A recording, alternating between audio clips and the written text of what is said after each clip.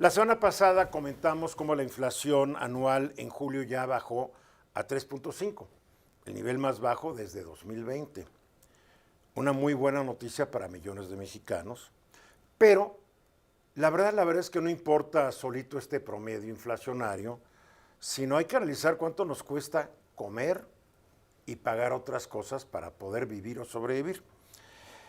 Ayer el INEGI presentó por primera vez su indicador sobre líneas de pobreza. Ayer di un anticipo. Este es un estudio que hasta marzo de este año lo hacía el Coneval, el Consejo Nacional de Evaluación de la Política de Desarrollo Social. Este Coneval fue creado en 2004. En julio pasado el Congreso lo extinguió, ya sabes, el pretexto de siempre optimizar recursos. Es ineficiente. Es decir, no, nadie decía que fuera ineficiente, pero era evitar duplicidades y optimizar recursos. Bien. Entonces ahora el INEGI está haciendo este estudio con la misma metodología.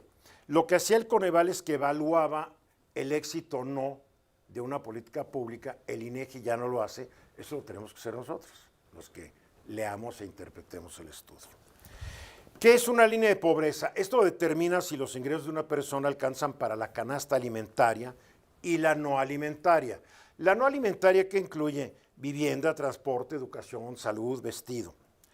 Y se fija un umbral monetario para medir la pobreza por ingreso. Cuando solo incluye la alimentaria se llama línea de pobreza extrema por ingresos. Si suma ambas es la línea de pobreza por ingresos, no extrema pero por ingresos. O sea, sí te alcanza para comer, pero para poco más, ya no te alcanza. En julio, la línea de pobreza extrema fue de 1,857 pesos en zonas rurales y 2,453 en urbanas.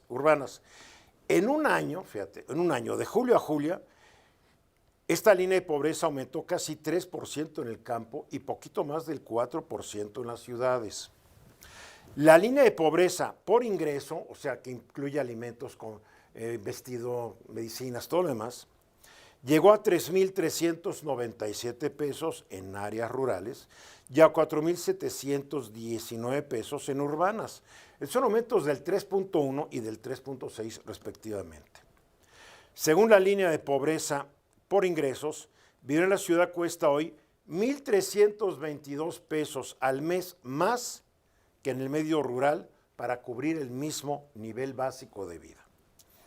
¿Por qué estos aumentos? En la canasta urbana, las comidas fuera de casa aumentaron casi el 8% de un año a otro, de julio a julio. Y la mayoría de la gente que yo conozco ya no tiene tiempo de regresar a comer en casa. ¿Cierto? Come en un restaurante, en una fonda, en unos tacos de la esquina, donde pueda. Es un gasto, ¿eh? Y por cuando supuesto, tu gasto sube en comida 8% y tu sueldo no, te pega. Pero no solamente eso, comer en casa también fue más caro. Un ejemplo, un bistec de res de un año a otro aumentó 18%. La leche pasteurizada aumentó 8%. En el campo, el patrón fue similar y pues la gente está sufriendo.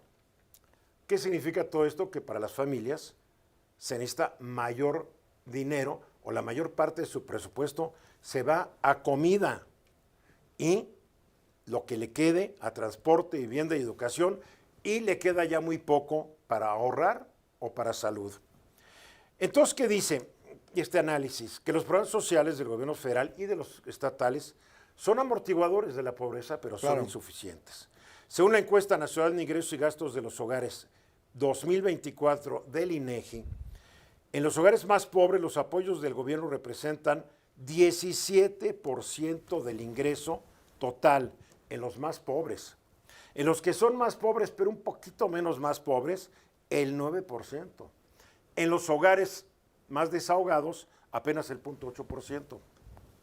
Las transferencias, que son recursos que un hogar recibe por transferencias, por becas, por donaciones, por lo que tú quieras, ya son del 42 al 44% de los ingresos que son transferidos a los hogares más pobres.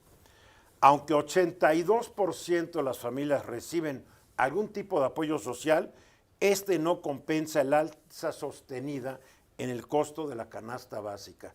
Y sí, todos los lunes sale el director de la Profeco y dice, mire, la canasta más barata es aquí. Y esto está muy bien, pero el director de la Profeco ha de pensar que si lo ves, dices, la canasta más básica está aquí, está en otro pueblo, pues me voy a ir al otro pueblo, está del otro lado de la ciudad, pues me voy al otro lado de la ciudad.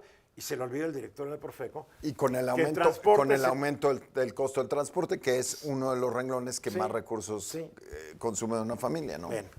Cerca del 36% de la población mexicana vive en la pobreza.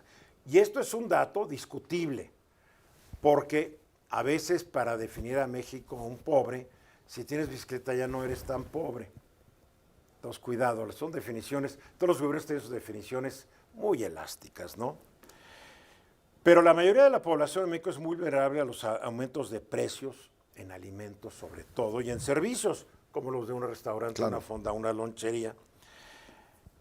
¿Qué va a pasar? Que a menos de que haya un verdadero aumento del empleo formal bien pagado y se le dedique más dinero a los apoyos sociales, se va a revertir el problema de la pobreza. Claro. Desafortunadamente, la situación de México y la situación internacional no permiten avisorar que en el corto plazo esto vaya a ocurrir. Y los pobres van a seguir siendo pobres. Los no tan pobres se pueden volver en más pobres porque la situación es difícil. No niego que funcionen los programas sociales, pero no son suficientes porque no tenemos todo el dinero del mundo para ellos. Y había que construir una refinería, qué caray. Y había que lanzar un aeropuerto y una línea aérea, digo.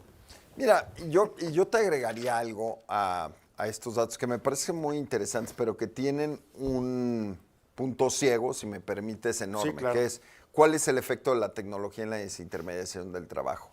Y ahí cuando, además de esto, le metes un factor de vamos a generar más empleos o no. Menos. Claro. Menos. Entonces, este problema por sí solo en el tiempo se hace más grande, se exacerba, porque el número de plazas disponibles se hace menor. Y no solamente en México, ¿eh?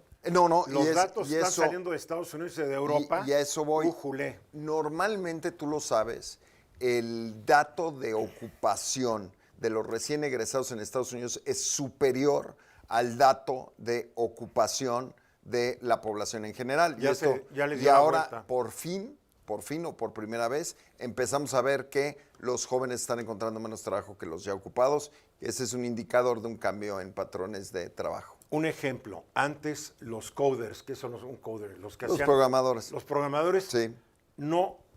Las empresas no se daban abasto en conseguir programadores. Sí. Hoy hay un creciente desempleo en programadores porque las plataformas de inteligencia artificial cada vez hacen mejor lo que ellos hacían y mucho más barato. Es que jóvenes que están pensando en una carrera empiezan a ver cuáles son las carreras del futuro. Claro. Olvídense de derecho y administración y economía, a menos que quieran ustedes pertenecer a los desempleados que manejan un taxi en el futuro. Claro. Vamos a los mensajes.